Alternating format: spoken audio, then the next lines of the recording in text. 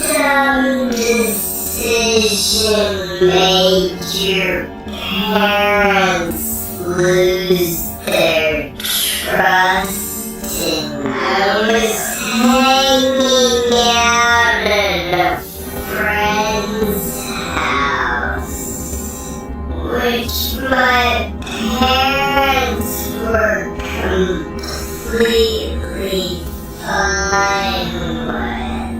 It was late. We were bored.